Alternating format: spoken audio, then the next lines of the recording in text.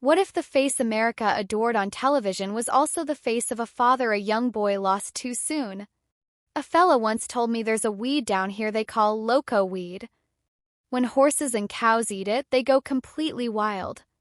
Now imagine this. What if the man we all knew as Hoss Cartwright, the gentle giant from Bonanza, was, behind the scenes, a father struggling to balance stardom with family life? A man raising a son who would one day carry his legacy alone. Dirk Blocker was just 14 when Dan Blocker died. And for over 50 years he kept the pain private, never speaking publicly.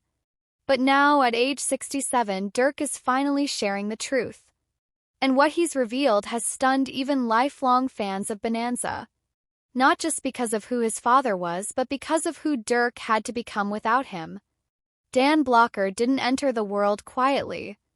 Born on December 10, 1928 in Dalhart, Texas, he weighed a whopping 14 pounds, breaking local records and grabbing attention before he could even crawl.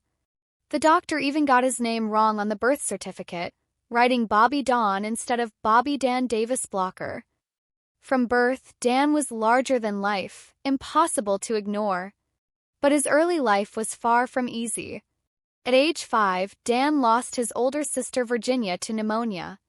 The grief pushed the family west to the small farming town of O'Donnell, Texas. There, they opened a grocery store and lived in the back room. Dan was hauling sacks of feed by age 10. By 12, he was already 6 feet tall and 200 pounds. Locals say that on Saturdays they'd rope off Main Street just so he could spar with older boys. By 13, he was boxing grown men and winning. Dan wasn't just strong, he was kind.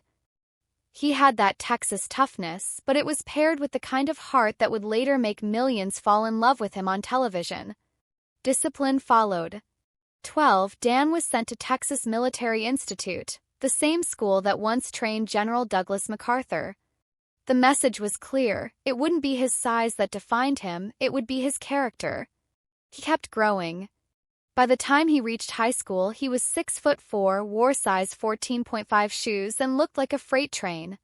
Football seemed like his destiny.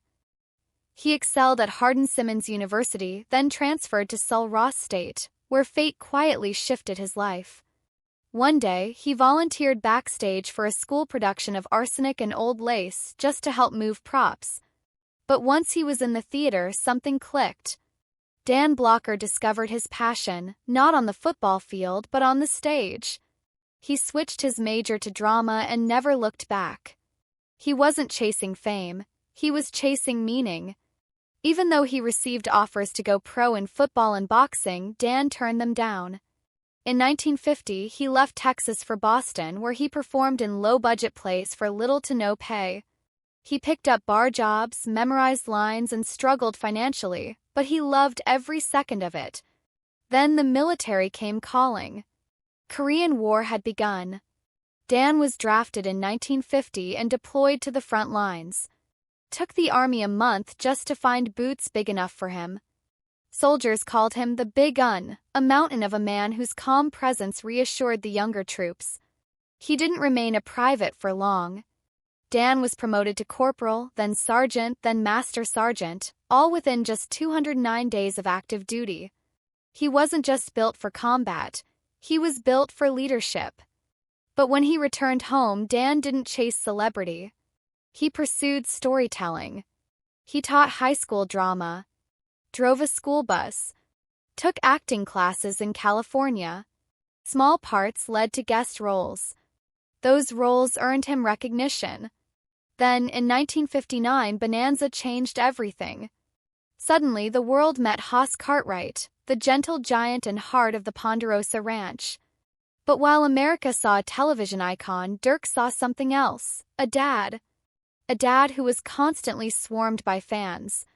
A dad who missed birthdays. A dad who carried the heavy load of fame with quiet humility. Then, in 1972, it all ended abruptly. Dan Blocker died of a pulmonary embolism following gallbladder surgery. He was just 43 years old. Dirk was only 14, the exact age a boy needs his father the most. The grief was personal. But the public spotlight didn't fade.